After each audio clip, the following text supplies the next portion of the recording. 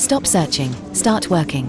The easiest way to find office space is at comparetheoffices.com. Okay, so today we're not just looking at boring office listings. We're going to dive into a story about identity and ambition, all told through two very, very different workplaces in London. Stop and think about that for a second.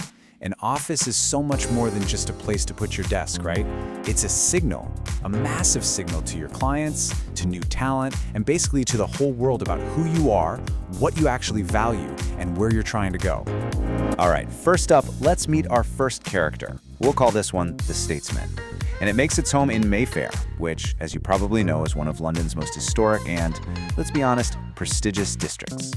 And you really can't get much more historic than this. This exact location was once the home of Winston Churchill himself.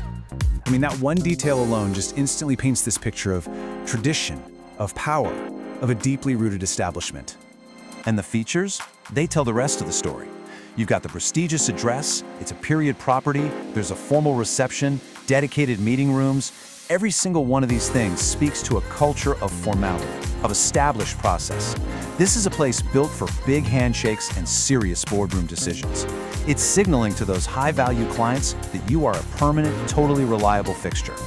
So, what's the price for a desk in this historic spot?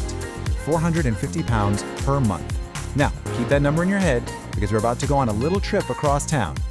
And now for our second character, the Innovator. This one's over in Whitechapel, an area that's described as one of London's most rapidly changing. And right away, the vibe is just completely different. And this quote, it really puts the contrast in a nutshell. Where the Mayfair office sells its past, this place in Whitechapel is all about selling the future. The listing calls it a reimagined building, one that provides future-forward space designed for how businesses work today.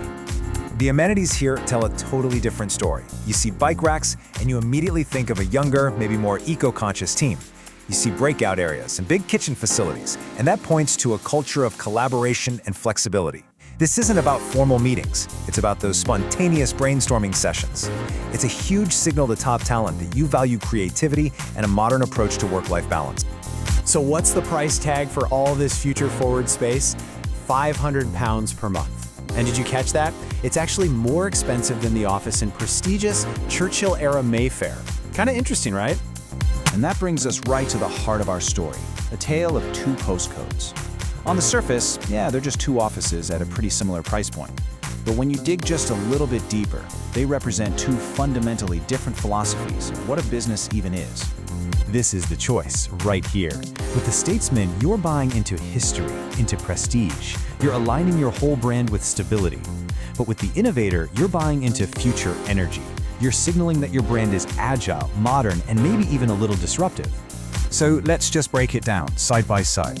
For just £50 more a month, the entire narrative of your company changes. You swap that historic vibe for a future-forward one. The key feature shifts from a formal meeting room, which is designed to impress clients, to a collaborative breakout area, designed to inspire your own team.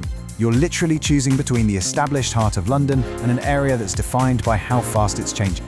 So at the end of the day, this isn't really about which office is better. It's about which one better reflects a company's soul. Because honestly, choosing a physical space is one of the most powerful branding decisions a business can possibly make. So, I guess I'll just leave you with this question. If you were starting your company today, where would you plant your flag? Would you want to align yourself with the enduring power of prestige? Or would you bet it all on the dynamic energy of progress? Because the big takeaway from all of this is pretty clear. Your office isn't just four walls and a Wi-Fi connection. It's a business card you can actually walk into. It's a statement of who you are and who you aspire to be.